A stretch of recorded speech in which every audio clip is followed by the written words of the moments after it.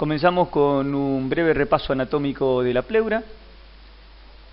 Como ustedes saben, la misma es una membrana serosa de un origen mesodérmico que recubre tanto a los pulmones como al mediastino, diafragma y la superficie interna de la caja torácica. La misma consta de dos hojas, una externa o parietal y una interna o visceral. El espacio comprendido entre las dos capas mencionadas previamente se denomina espacio pleural, el mismo es un espacio virtual y generalmente contiene unos 10 a 15 mililitros de líquido, el cual lubrica y facilita el desplazamiento de ambas hojas.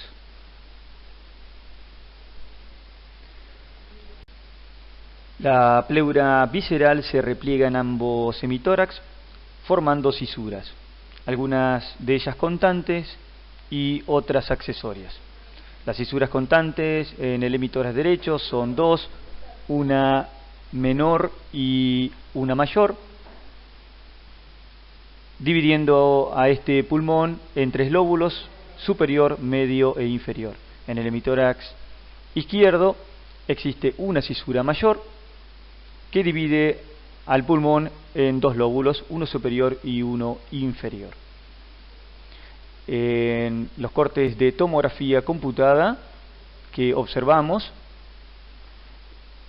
se visualizan con flechas azules a la cisura menor y con flechas verdes a las cisuras mayores.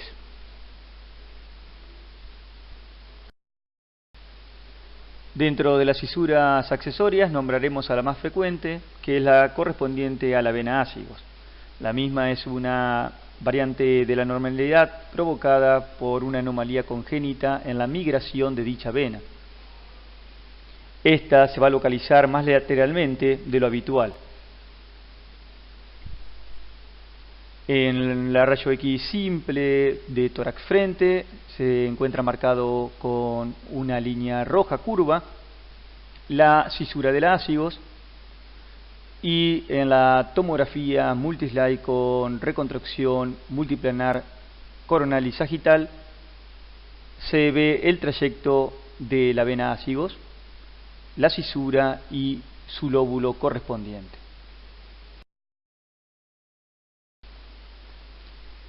Los métodos por imágenes para el examen de la pleura son la radiografía, tomografía, ecografía y resonancia magnética. En esta diapositiva vamos a repasar el signo del ángulo para diferenciar las lesiones intra de las extrapulmonares. En las dos imágenes superiores de tomografía axial y coronal se observa una lesión nodular intraparenquimatosa periférica paravertebral, la que forma un ángulo agudo con la pared torácica, y en las imágenes inferiores de tomografía se visualiza una lesión pleural. La misma tiene un borde bien delimitado con forma de huso y forma un ángulo obtuso con la pared torácica. Ahora hablaremos del derrame pleural. El mismo es la acumulación patológica de líquido en el espacio pleural entre las hojas parietal y visceral de la pleura. El líquido puede tener dos orígenes distintos, ya sea un exudado o un trasudado. Pero además puede haber otro fluido que se acumule en dicho espacio, como la sangre, la linfa o pus. El trasudado se da principalmente en la insuficiencia cardíaca congestiva. En el 80% estos derrames son bilaterales, y otras causas de trasudado son la cirrosis hepática, la insuficiencia renal crónica o el síndrome nefrótico. El exudado es más frecuente en cuadros paraneumónicos, neoplasias, tuberculosis y otras patologías. En la radiografía de tórax que vemos, se observa una radioopacidad de la mitad del hemitórax derecho con un borde superior cóncavo en forma de menisco, el cual está marcado con una línea curva roja, que es característico de la acumulación de líquido en el espacio pleural.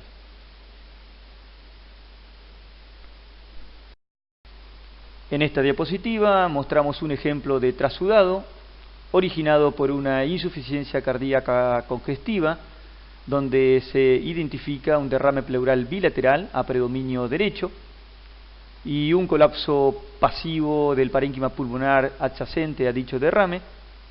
Además, se identifica un aumento de tamaño de las cavidades cardíacas, predominantemente izquierdas. En el siguiente slide visualizamos un derrame pleural paraneumónico, donde se observa a nivel del segmento basal posterior del lóbulo inferior izquierdo un área de consolidación parenquimatosa pulmonar asociada a un derrame pleural. El hemotórax o derrame pleural por trauma es la acumulación de sangre en el espacio pleural. La causa más común es el traumatismo torácico, pero pueden existir otras causas en la acumulación de dicho fluido, como puede ser un defecto en la coagulación de la sangre, cirugías de tórax o corazón, infarto pulmonar, cáncer de pulmón o tuberculosis, entre otras. En las imágenes que estamos observando se identifica una fractura de los arcos costales del hemitórax derecho con derrame pleural y colapso pasivo del pulmón adyacente. La tomografía nos sirve para medir la densidad del líquido. En el caso del hemotórax, por la acumulación de sangre, nos va a dar una alta densidad diferente a los demás derrames pleurales. El derrame loculado es la acumulación de líquido en el espacio pleural que no circula libremente en el mismo. Generalmente suele ser secundario a adherencias entre las hojas parietal y visceral de la pleura. Es más frecuente en exudados, así como también en el empiema y hemotórax. En estas rayos X de tórax, en incidencia frente y perfil, se observa un derrame loculado que compromete a la cisura mayor derecha, creando una imagen pseudotumoral. En el derrame pleural masivo, la cavidad pleural se encuentra ocupada en su totalidad por líquido, lo que provoca en el rayo X simple frente una opacificación completa de un hemitórax con efecto de masa, manifestado por una desviación de la luz traqueal y mediastino, como aborramiento del seno costofrénico lateral, así como también del hemidiafragma, con descenso del mismo. En la tomografía computada con cortes axiales y reconstrucción coronal, se observa lo mismo que hablamos en el rayo X, con un derrame pleural masivo y colapso pulmonar, el que muestra una unión periiliar con descenso del hemidiafragma y desviación mediastinal. Además, se observa un derrame pleural laminar derecho. El empiema es la acumulación de pus en la cavidad pleural. La mayoría de ellos ocurre posterior a una complicación de una neumonía o un absceso pulmonar. En la tomografía con contraste se visualiza una colección en el espacio pleural heterogénea, muchas veces con burbujas y nivel hidroaéreo. Se asocia a un engrosamiento pleural difuso, tanto de la pleura parietal como mediastínica, y un realce intenso de las mismas tras la administración del contraste endovenoso. El neumotórax es la presencia de aire en la cavidad pleural. Este puede ser primario, sin causa conocida subyacente, siendo más frecuente en hombres fumadores, con hábito asténico, y generalmente debido a la rotura de bullas subpleurales. O también puede ser secundario a enfermedad pulmonar preexistente como EPOC, fibrosis pulmonar, linfangioleiomyomatosis o sarcoidosis. En el rayo X frente, en bipedestación, se observa una radiolucidez apical con ausencia de trama pulmonar y una imagen lineal que se marca con flechas azules que corresponde a la pleura visceral descendida debido a la acumulación de aire en dicho espacio. En la siguiente tomografía computada con cortes axiales coronales y sagital se visualiza un neumotórax laminar a nivel del espacio pleural correspondiente al hemitórax izquierdo, debido probablemente a la ruptura de bullas subpleurales. Se denomina neumotórax a tensión cuando la presión en el espacio pleural excede a la presión atmosférica. Habitualmente está causado por un mecanismo de válvula. El mismo permite la entrada de aire al espacio pleural, pero no la salida. En la tomografía computada se observa al neumotórax a tensión que compromete al hemitórax derecho, provocando un colapso pulmonar, desviación del mediastino hacia la izquierda y descenso del hemidiafragma homolateral. Una causa frecuente de neumotórax es la iatrogénica debido a punción biopsia de una lesión pulmonar. El mismo generalmente se reabsorbe en forma espontánea.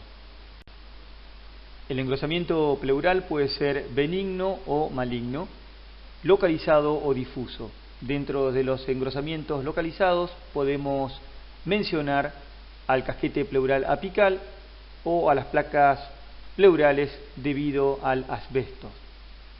Y entre los engrosamientos pleurales difusos mencionamos al mesotelioma. En estas imágenes de tomografía, así como también de rayo X simple frente, se observa un casquete pleural biapical, que es un engrosamiento pleural benigno irregular en ambos vértices pulmonares.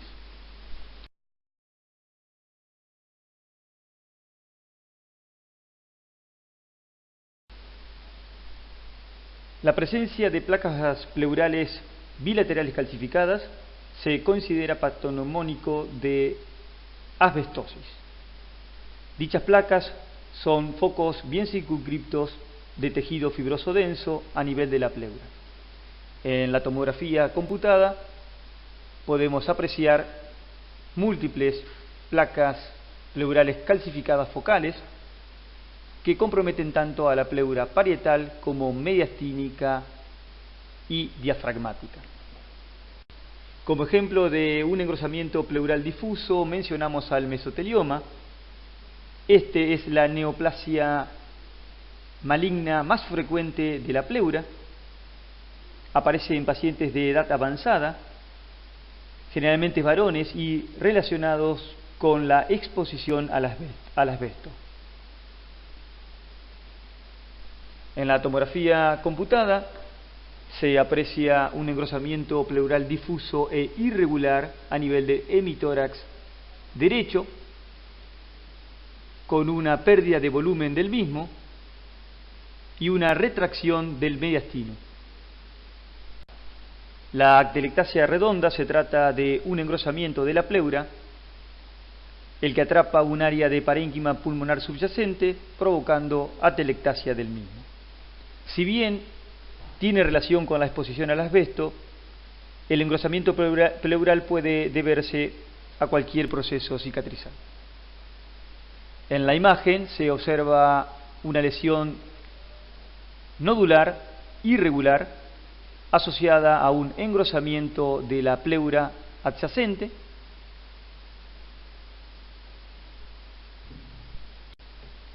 El lipoma es un tumor pleural benigno, bien delimitado, con contenido graso. Generalmente son homogéneos y sin realce significativo postcontraste. La tomografía permite realizar un diagnóstico de confirmación al demostrar la densidad grasa. En este corte tomográfico axial podemos apreciar las diferentes estructuras que conforman la pared torácica. Con flecha roja marcamos a las estructuras óseas, con flecha amarilla señalamos al plano muscular y con la flecha verde al tejido celular subcutáneo. Como variante anatómica mencionaremos a las costillas cervicales visualizadas en la radiografía de tórax frente a la izquierda de la pantalla, así como también a una costilla bífida señalada con flechas rojas en la diapositiva ubicada a la derecha de la pantalla. También como variante anatómica se visualiza una asimetría en la pared anterior del tórax. El pectus excavatum es una deformidad congénita de la pared anterior del tórax, caracterizado por una profunda depresión del esternón. La evaluación de la severidad de dicha malformación es determinada por el índice de Haller. Dicho índice se obtiene a partir de una tomografía computada, estableciendo la relación que existe entre el diámetro transverso y anteroposterior del tórax en la región de mayor depresión esternal. Un valor superior a 3,25 es indicación de cirugía. El pectus carinatum, también conocido como pecho de paloma, es una deformidad de la pared anterior del tórax con un desplazamiento hacia adelante en forma de quilla de barco. Como se puede apreciar en la tomografía ubicada a la izquierda de la pantalla y en el rayo X simple perfil a la derecha de la misma. Una enostosis o islote óseo de compacta es una neoformación ósea benigna que se desarrolla en el hueso esponjoso. Como se puede apreciar tanto en rayo X simple como en la reconstrucción MIP de la tomografía ubicada a la derecha de la pantalla, a nivel del primer arco costal, dicho foco de enostosis. El síndrome de Poland es una anomalía congénita rara que se caracteriza por una ausencia o hipoplasia unilateral del músculo pectoral mayor, lo que provoca una asimetría de la cara anterior de la pared torácica, como se puede apreciar en la tomografía computada corte axial a nivel del sector lateral derecho del tórax. El elastofibroma dorsi es un tumor benigno poco frecuente, no encapsulado, caracterizado por la proliferación de tejido fibroso con estrías grasas. Se suele localizar a nivel de la región infraescapular, puede ser uni o bilateral, y se da típicamente en mujeres mayores a los 60 años. Como se puede apreciar, tanto en las tomografías computadas, en la parte superior de la pantalla, así como también en la resonancia magnética, señalados tanto con flecha verde como roja, respectivamente. El lipoma de pared torácica es un tumor benigno, frecuente, generalmente bien delimitado con contenido adiposo. En la resonancia magnética con cortes axiales y coronal se observa tanto en secuencias T1 como T2 una masa bien circunscripta a nivel del sector posterolateral izquierdo de la pared torácica, el cual se comporta como hipointenso en secuencias con supresión grasa. El osteocondroma es un área de tejido osteocartilaginoso normal en forma de protuberancia ósea pedunculada que surge de la superficie del hueso afectado. Como se puede apreciar en la tomografía computada, señalado con flecha azul, a nivel de la región costovertebral derecha.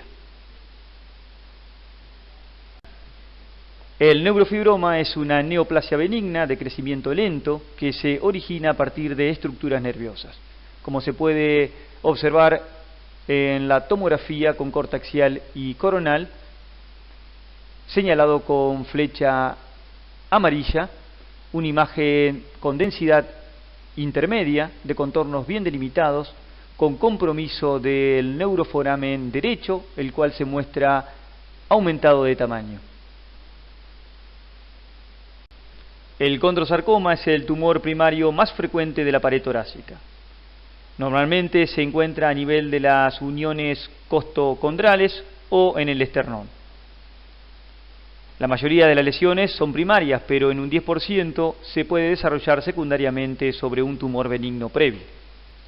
En esta tomografía se visualiza a nivel del hemitórax izquierdo una lesión de aspecto nodular con densidad de partes blandas, de bordes bien delimitados pero lobulados, con múltiples áreas de aposición cálcica irregular en su interior. Hallazgo también evidente en el rayo X simple de tórax frente, visualizado en el sector lateral derecho de la pantalla. El tumor de páncreas es un tumor del ápice pulmonar con extensión local, que afecta tanto a la pared torácica como a la base del cuello. La causa más frecuente del mismo es el carcinoma broncogénito. Se puede manifestar clínicamente por dolor en la cara cubital del antebrazo, debido a una afectación del plexo braquial, así como también como síndrome de Claude-Bernard-Horner, debido a una afectación del ganglio estrellado, o un síndrome de la vena cava superior. El carcinoma pulmonar y el cáncer de mama son las causas más frecuentes de metástasis tanto en la pared torácica como en la pleura. En la siguiente resonancia magnética se aprecia una lesión heterogénea de contornos irregulares que compromete tanto a la pleura como a la pared torácica a nivel del hemitórax izquierdo. En los cortes tomográficos de otro paciente se observa a nivel de la mama izquierda una lesión nodular con un engrosamiento de la piel debido a un carcinoma de mama con múltiples metástasis tanto óseas como hepáticas y derrame pleural bilateral. Con ventana ósea del paciente anterior se aprecian las metástasis tanto a nivel del esternón como en arcos costales, cuerpos vertebrales y ambas cabezas humerales. La localización más frecuente de la artritis séptica en la pared torácica es la articulación esternoclavicular. Esta localización se ha descrito mayormente en sujetos adictos a drogas endovenosas, entre otros. Como se visualiza en resonancia magnética, a nivel de la articulación esternoclavicular derecha, diástasis de la misma, con derrame articular heterogéneo y marcado edema en las partes blandas circundantes. Esto también se identifica en cortes axiales, sagital y coronal. El enfisema subcutáneo es la presencia de aire dentro de los tejidos blandos, más frecuentemente en la pared torácica y cuello, pero también puede ocurrir en otras partes del cuerpo. La causa más frecuente es por un compromiso traqueobronquial o esofágico. En este caso, se visualiza enfisema subcutáneo de la pared torácica y cuello asociado a neumomediastino y presencia de aire en el canal raquídeo dorsal. En los cortes axiales de tomografía se vuelve a apreciar tanto el enfisema subcutáneo como el neumomediastino y las burbujas aéreas en el sector posterior del canal raquídeo. En esta diapositiva mostraremos dos ejemplos de traumatismo a nivel de la pared torácica. El ubicado a la izquierda de la pantalla, señalado con flecha amarilla, muestra una fractura a nivel del tercio medio de la clavícula, y la imagen ubicada a la derecha de la pantalla, señalada con flecha roja, muestra una fractura costal irregular. Muchas gracias por su atención. Ante cualquier consulta, no duden en comunicarse.